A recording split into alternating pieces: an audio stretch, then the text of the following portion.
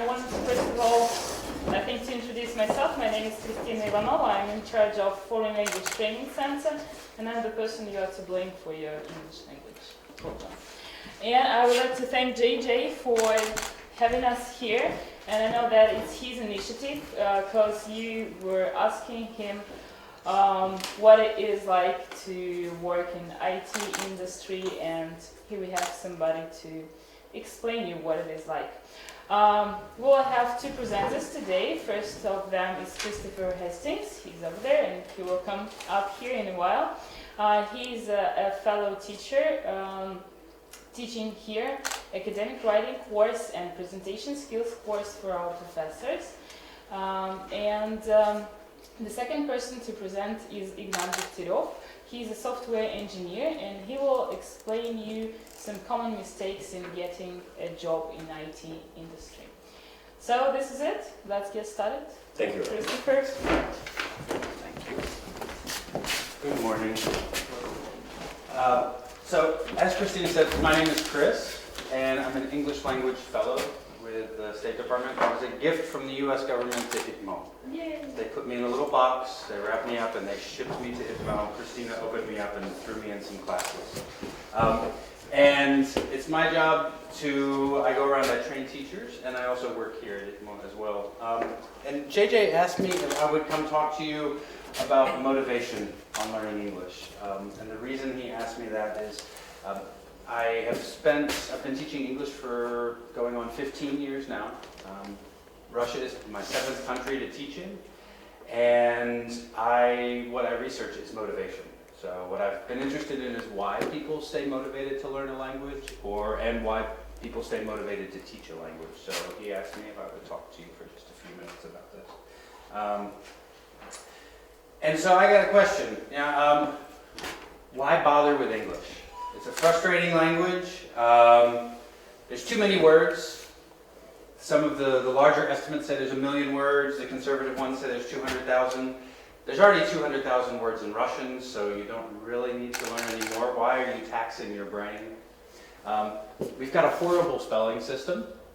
It's one of the only languages where we have spelling bees, where we have spelling contests for students to prove that they can spell and remember words, and this only works because our phonology doesn't match our orthography.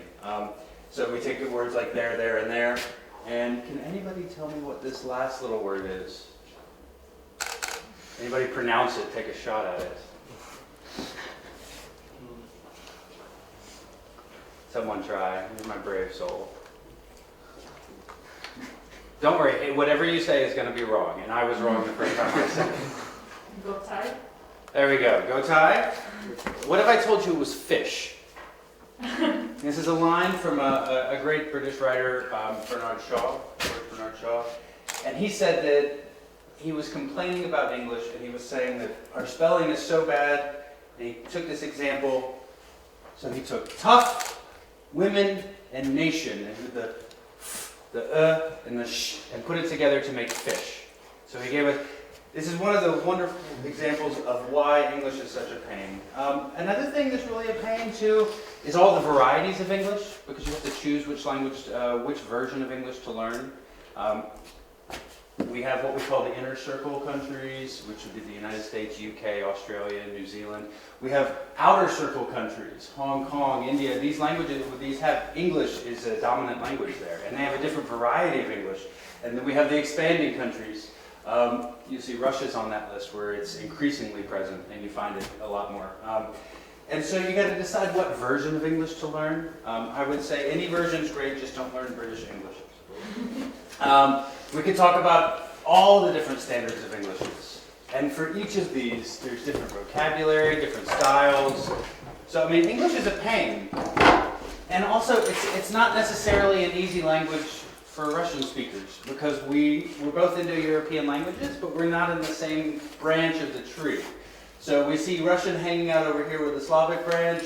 Yeah, it'd be much easier to go work on Polish, for example, or Czech, for example, than English, which is sort of hanging out far. Now, we are at least closer together than, say, Chinese, and there's lots of words that are the same, but it's not necessarily easy for Russian speakers. And Russian is not particularly easy for English speakers. The trip in both directions is sort of long. And as JJ said, besides, you already know what you need to know, right? Sort of. Everybody understands everything I'm saying, so it's perfect, right? And you've probably been studying English for a long time, for most of your lives, or most of your school careers. And I thought you might consider something when we think about language learning. We have two different things, and we call one BICS and one CALP. And basic interpersonal skills is basic interpersonal communication skills is probably what you've got. And in totally immersed in English, we estimate that this takes about three years to get. But CALP is academic language proficiency. And that we estimate in an immersion environment is about 7 years. Totally immersed in the language. I'm working with ITMO professors right now whose English level is really good, but their writing in order to publish needs a little bit of help. And that's because they haven't quite gotten the CALP. And it takes a while. And don't worry, English speakers need to learn academic writing as well. But I wanted to ask you to take a minute and look over these with your neighbors. And I want you to talk about which one most matches your reason for studying English. Why are you suffering through these long classes with JJ every day? And I'll give you just a minute to look over that.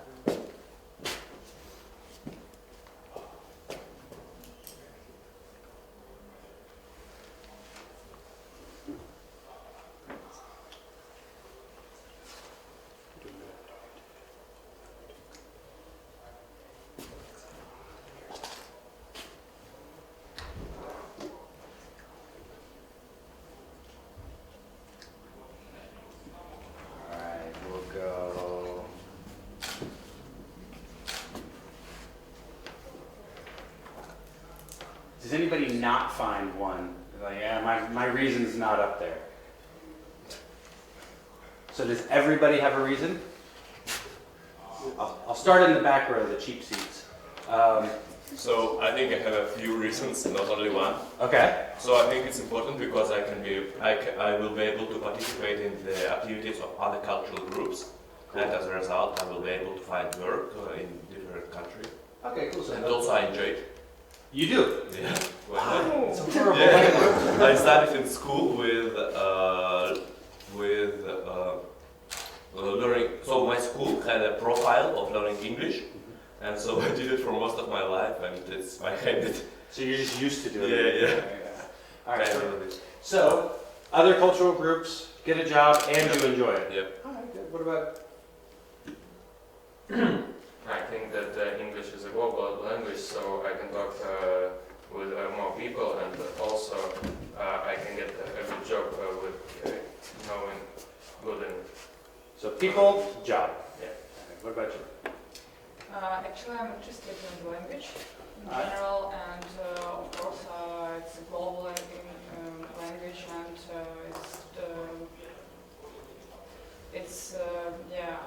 I'm able to find a job, global job, and it's just interesting to communicate with people to other countries. How many of you put? Thank you. How many of you put? Talk to other people around the world as your first one. We got 1, 2. Most of us. How many of you put job as second? There we go. So travel people, and then some money, right? All right, perfect. So nobody said because my mom and dad told me. Nobody said because everybody's telling me to. That's good. And the reason that's good is when I told you I study motivation, and historically we've looked at motivation this way as the difference between intrinsic, so what comes from inside you, and what comes from outside you being extrinsic. So if I will give you money to study English every day, that would be extrinsic. But you just enjoy the language would be intrinsic. And of the two, the top two, intrinsic and extrinsic, which do you think is more motivating? Intrinsic. Totally. I mean, it's an easy choice. We all know that we do things that we enjoy. People will do things for free that other people get paid for. just because they enjoy doing it. So take an example like Wikipedia. There used to be Microsoft Encarta, which Microsoft Encarta was supposed to be the world's biggest encyclopedia. Microsoft paid millions upon millions of dollars to experts around the world. What do we go to now when we want to copy something for class real quick? We don't go to Microsoft Encarta, we go to Wikipedia. And what is that? People doing it for free because they enjoy doing it.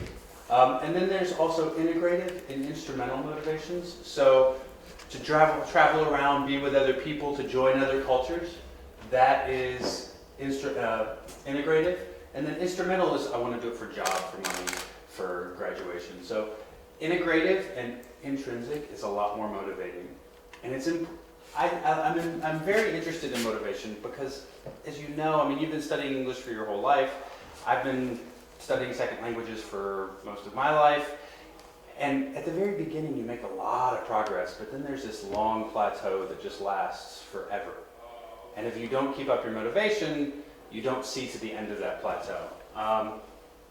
There's another way we learn it, another way we look at this, and it's by the selves, like who do we want to be? And there's sort of this, how do I see myself learning English, or how do I see myself using English? In my own language, I'm not studying English right now. I'm still working on my English, but I'm not actively studying it.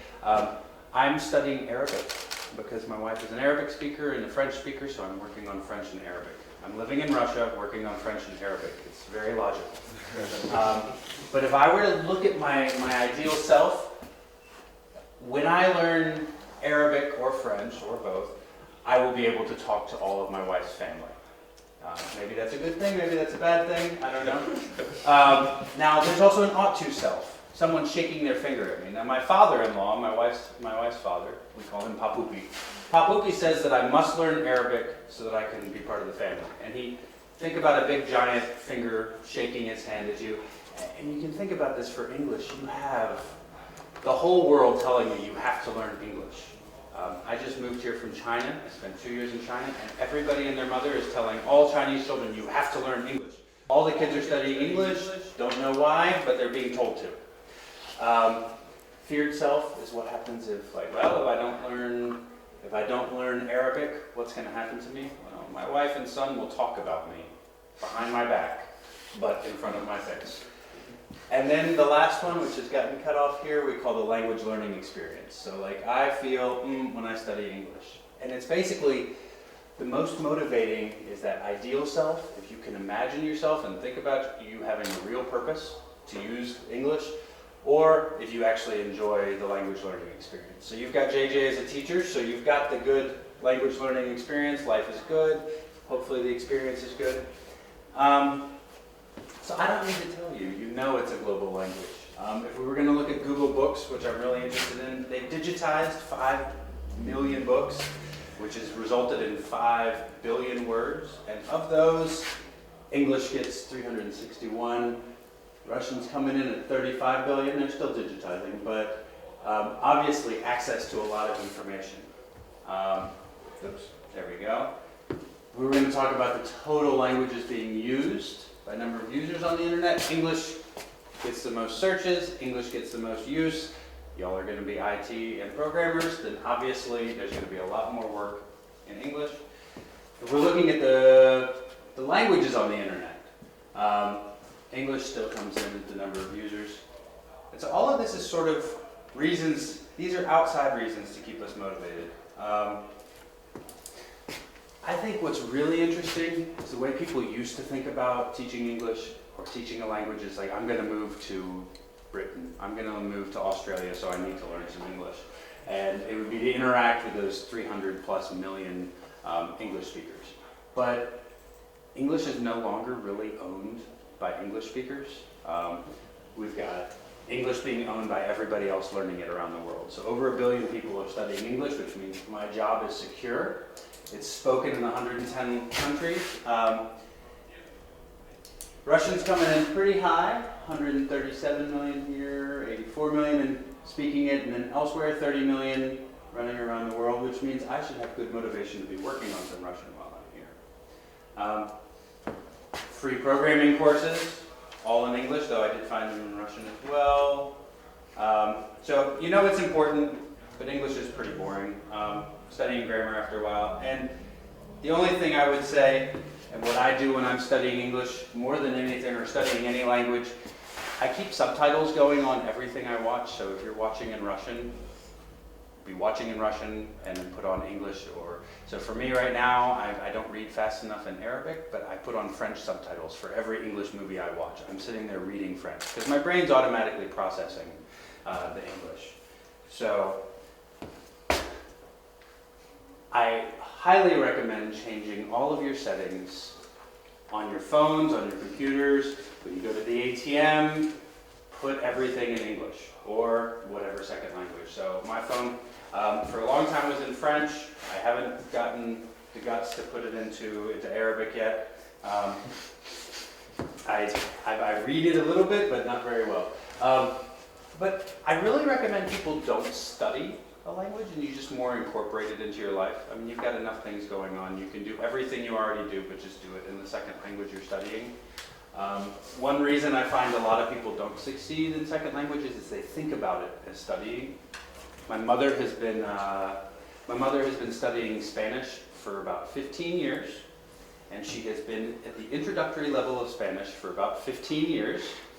She has never really left the first class, because every time she finishes, she starts off, she thinks she didn't learn enough, so she goes back to study it again. Or she says, I'm going to study half an hour every day. I'm going to study half an hour every day. And then, well, not today. I'm kind of busy. I'll study an hour tomorrow. Tomorrow comes, well, I'll study 15 minutes. And tomorrow I'll study an hour and 15 minutes. As it keeps on going, so much so for 15 years that she doesn't speak a second language. And she doesn't listen to Spanish music. She doesn't have any Spanish movies. She doesn't think of, she spends her day in English.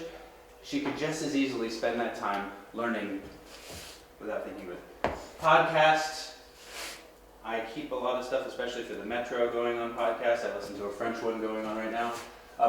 Audiobooks while you're reading. If you happen to be if you have time outside of your classes, which probably not right now, but if you actually have time to read for pleasure and you're doing it, I recommend this. It's lovely. Listening to a book while you're reading it.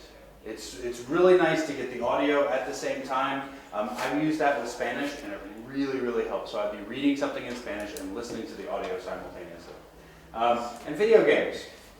As I go around the world, I've taught, this is 7 countries. The students who I've found who have the highest level of fluency either watch the most movies, listen to the most music, and play the most video games. So these are people that are not necessarily studying the language. So what's most important when you are speaking English?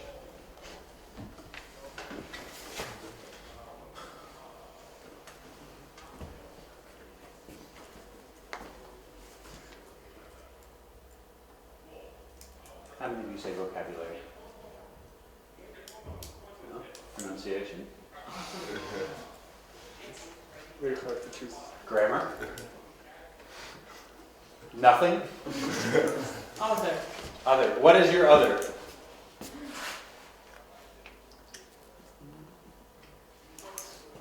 Being able to deliver the message. Ding, ding, ding. Communication.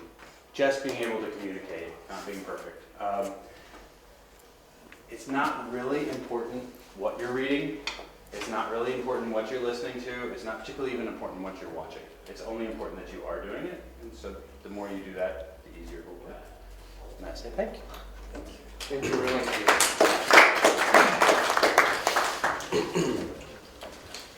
Now I'm going to run away. Y'all. Thank you, Chris. Yes.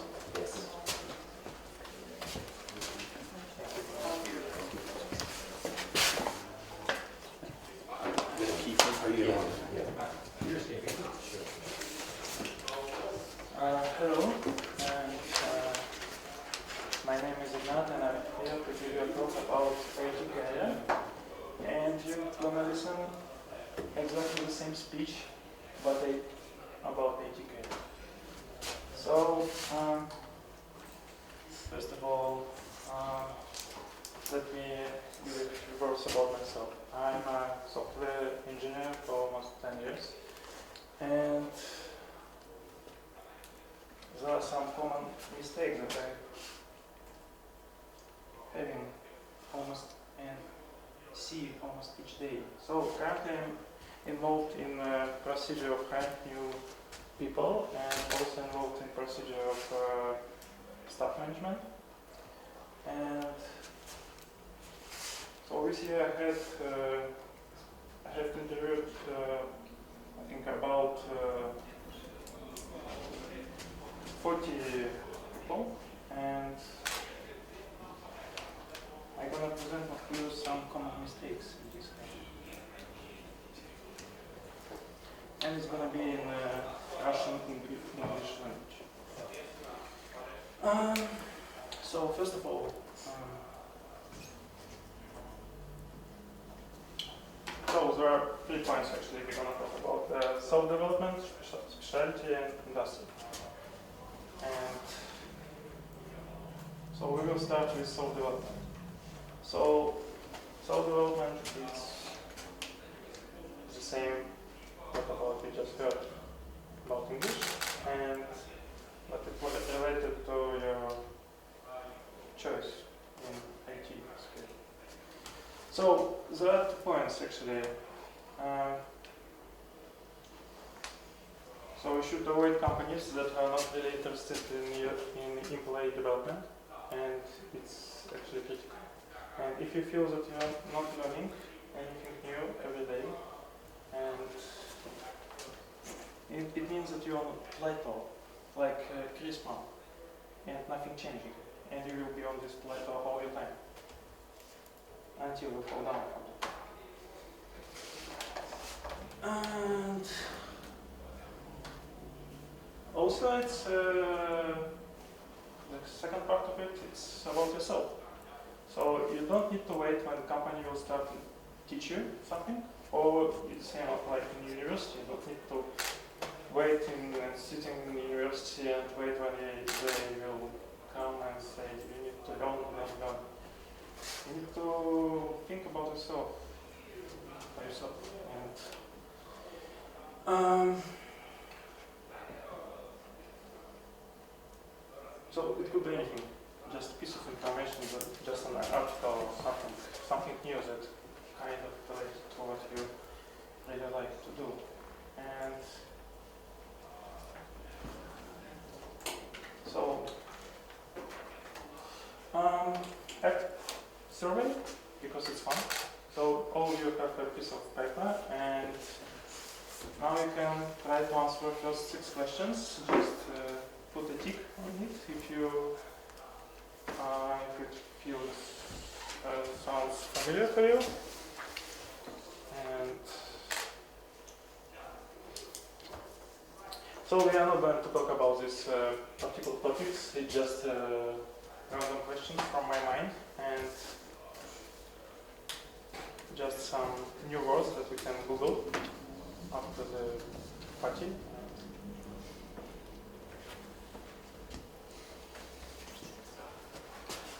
Do you want to say anything usually about self-development? Well, the only thing I can say is that I guess the survey will be a very nice approach to see how my students actually think. Well, in class we've talked about some things, but now I believe you will get something new, and this is also part of your development process too. So let us see how you do with the survey, and we will see how it goes, basically. And of course, it is very good self-development for you to know the career path you've chosen and how you would go. So basically, you just answer the first 6 questions, and we will go from there. Yeah. So let's return to self-development. You should ask yourself almost each day, what have you learned today, what have you learned last week, this month, and what you're going to do next. Otherwise, you are not really a software developer, and maybe someone else. And you start thinking about maybe And I have a lot of examples for that because I have reviewed and have read like this stack of series of other people. So next one, specialty, and have you seen this picture? Have you tried to find it?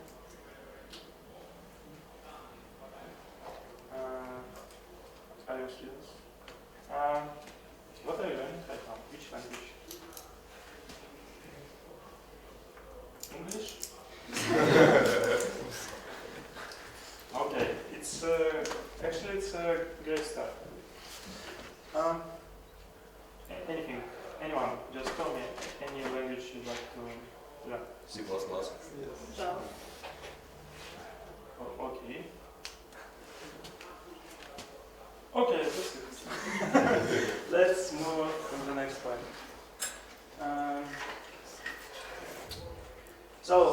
Again, this particular topic. You should start with something small, like one language. Make a choice. So, which word you like most? Maybe it's the biggest one, like Python or Perl or PHP or C++, but I wouldn't recommend C++. But anyway, and accept it and stick to this choice for a while, like for a year maybe, and then just try to understand if it was the right choice or not. But don't change your opinion like each month. Today I want to learn PHP, then I'd like to learn JavaScript, and then Java or C++. Or I'd like to learn all languages and be professional at every aspect of IT. And it's actually not possible at all. And I also saw those kind of CV where it's like a book, you know, and you can read it for hours and hours and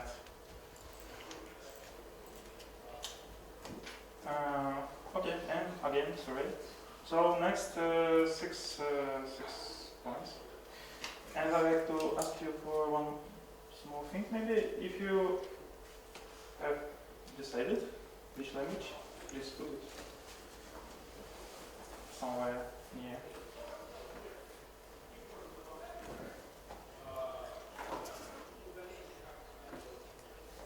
And let's add another point. I didn't mention it here. I really want to be a software developer and a PS with I don't know, something. So, Jay, I will ask you again. Okay. Anything to add about this? Of course, I have a lot to add. So, now, sometimes we spoke about, like, we have, or he goes through stack of CVs, and you don't want, like, your CV, for example, to be a book where someone has to go through all the time, but you want to be straightforward. Go and do what you intend to do and not jumping around, because trust me, it's very hard for you to put 2 legs in one trouser or in one part of your trouser, but it makes sense to fit in what 2 at the right place. So that is the point. So please feel free to express your thoughts on paper. If you know you want to really be a software developer or what you intend to do regarding programming, please you put it down, and we'll see where we go from there.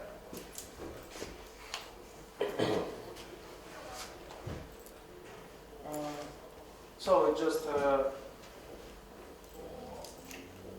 so this survey means nothing for you. I'm not gonna offer you some job position or something like that. So be honest and just put yes or no.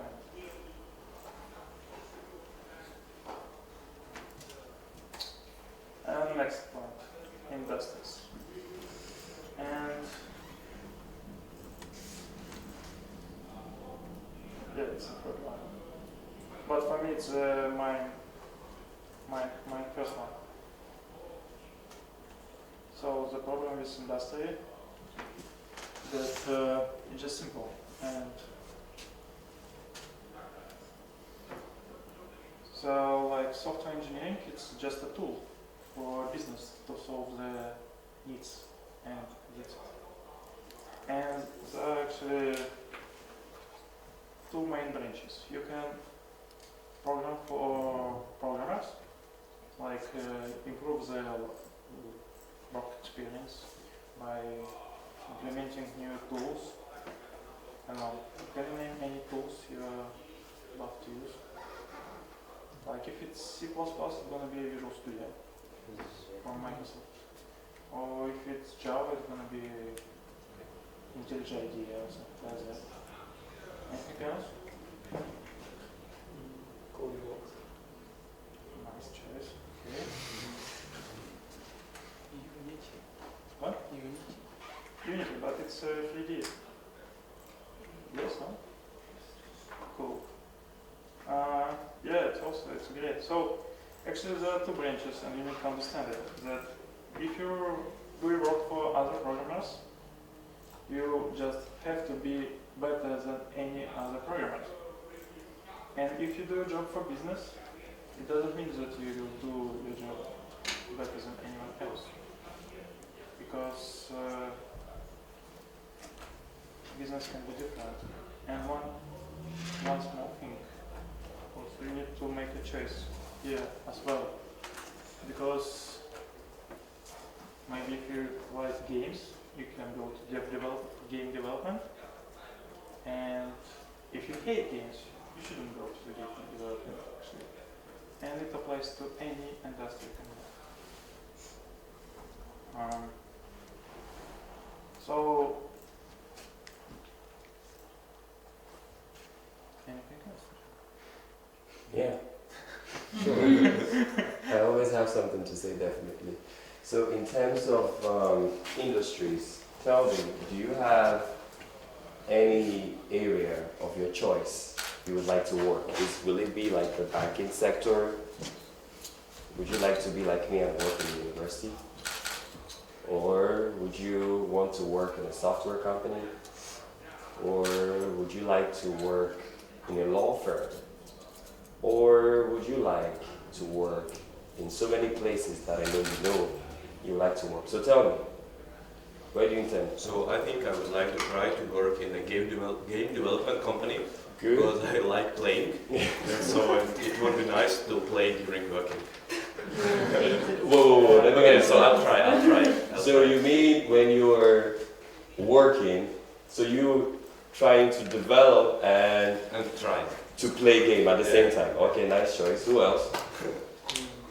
Where? It will never happen actually. Then you should try. Well, you should try. So who else? Any idea which kind of industry? The banking sector? Or what do you think? Where would you like to work? Maybe software company, but I can change my choice because it isn't, and I'm thinking in process of thinking about my future job. Very good, very good. And I'm sure It's a great answer. yeah, it's a great answer, like you said, and I'm sure that very soon you have all prepared questions already that you would like to ask, and in the question part, it will be taken care of. Okay, so we continue with the the next one. No, I'm not supposed to program for business or program for programmers. Just make a small note about what kind of business or what kind of programming.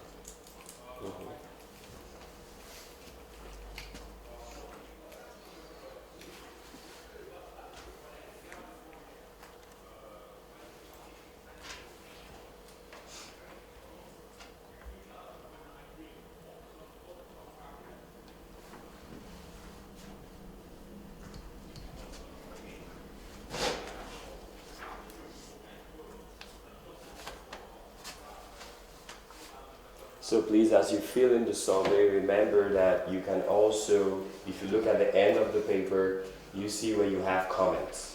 So feel free to express your thoughts, like what do you intend to do right now? Like someone mentioned he's processing. So what are you processing right now? So feel free to write it down. Then after that, I guess we would welcome questions, right? Yeah, sure. Okay, so we will welcome questions after that, and feel free to ask.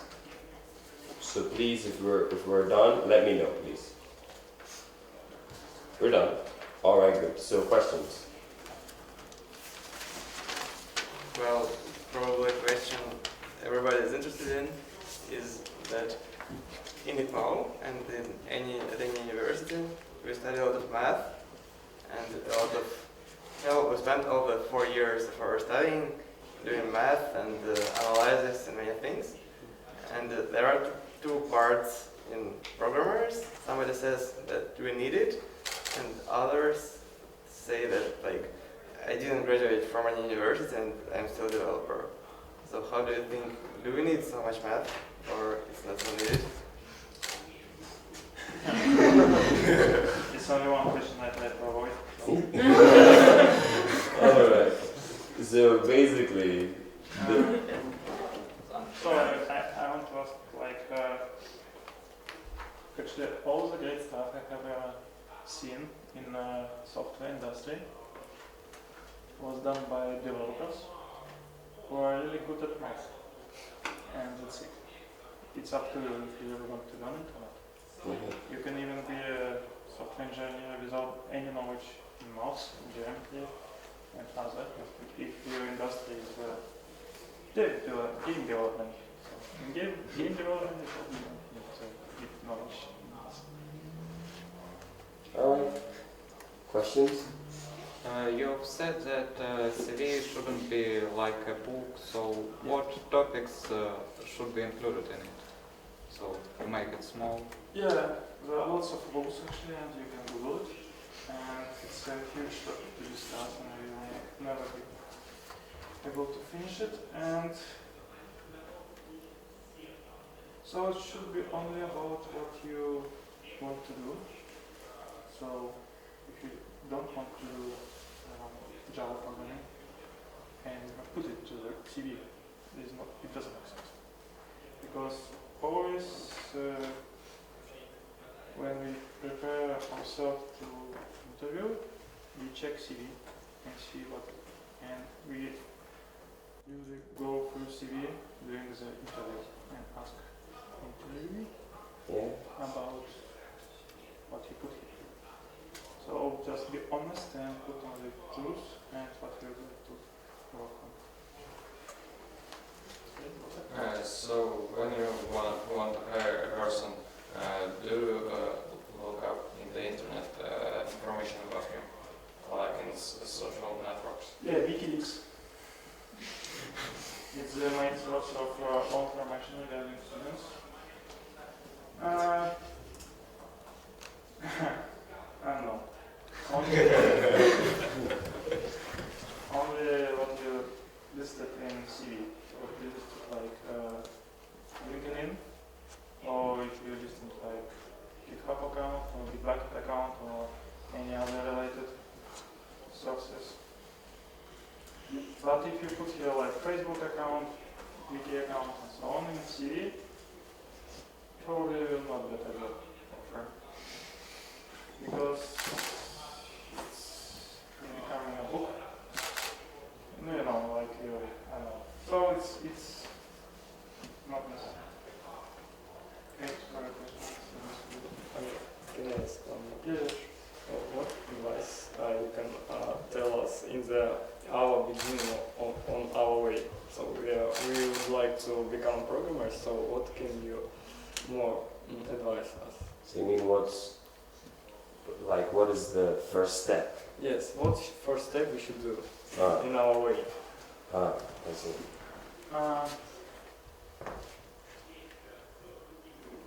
So honestly, I'm not interviewing students, and it's the big difference between students and professional. So, and there was also a question about internships. Yeah, internships. So I would suggest to enter a good company according to your choices and try to do internship. And it's the most efficient way to become a programmer. But once you got the internship, you need to start thinking about the first point we discussed, about self-development. Because it's a big part and there's so many cases when a person got internship, but company completely not interested in his development. And he can sit in a company for a year, and then he got another project, and he can do nothing. And he goes actually. Because these kind of mistakes company doesn't Handle it. yeah, can't handle it. Handle it. All right then. Questions?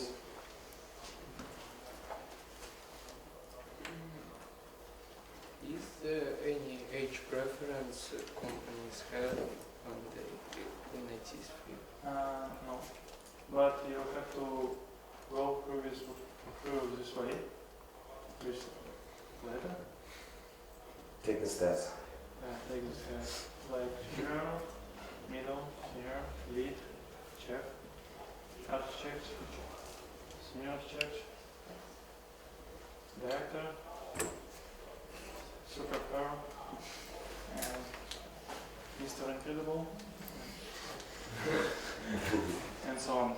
So there's actually there's no other. Yeah, actually, but it's not, we are not going to do it. Maybe other day. Yeah, so we welcome a final question. When you were a student, or when you started to work in some company, in what age?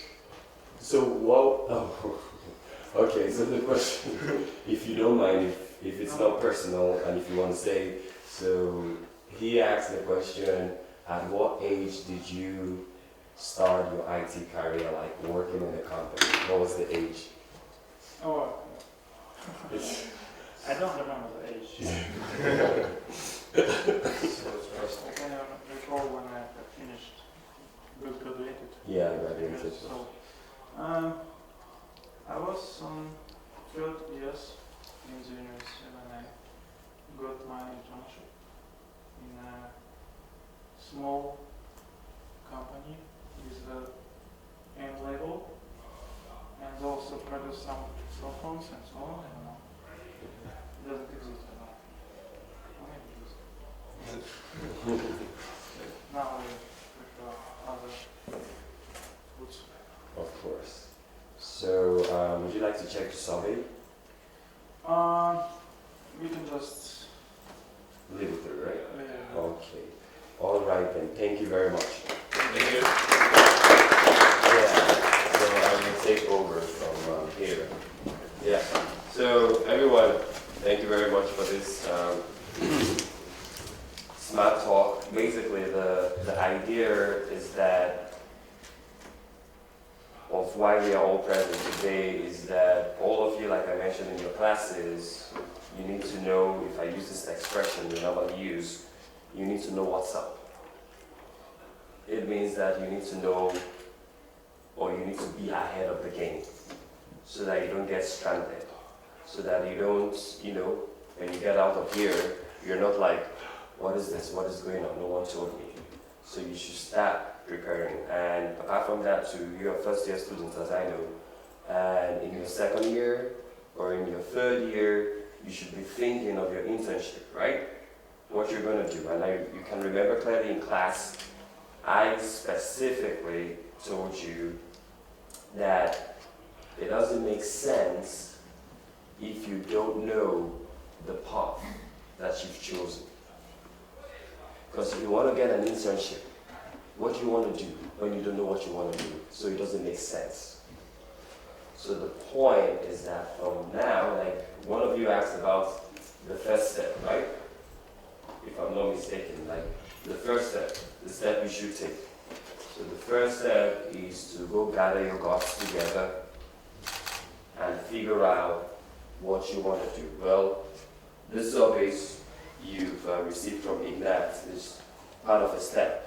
You have to check yourself, you have to scrutinize yourself to know exactly what you know now and what you should work upon. Then the first presentation we had was about your English. You see that? You shouldn't stay in the same point. Like he gave the example of the woman who was trying to learn Spanish, if I'm not mistaken, and she, for 15 years, she's still at the same place. So basically, it means that you should continue, and you should get that motivation. For those of you who we had class this morning, we talked about distraction, right? So basically, you shouldn't be distracted that much that you leave the main thing that you should do. So come to class, do your task, do my assignments, you ask questions when necessary, and before we call it a day, who has a question? Please do ask. Would you have something to say, any thoughts? Who has a question? Or who has a final comment? Thank you. That is what you Thank you should. for this class because it was really interesting to Yeah. listen to him about how people talk about English. So it's very interesting. Good. And someone should say another thank you, if I'm not mistaken. Is there anyone who wants to talk or who wants to say something? Who wants to thank? So anyway, if you don't want to say it, I will do it for you. So Ignat, thank you. We appreciate your efforts. We appreciate your survey, for example, and everything for your time. It's precious. I know you should be working, doing something, but you had the time to wake up this morning, preparing and say something. We hope to see you some other time. And Daria Stankova, thank you for your trio. Spasiba. Thank you very much. Christina, thank you too for your presence. And dear students, you'll see me in class, hopefully. So we'll call it a day.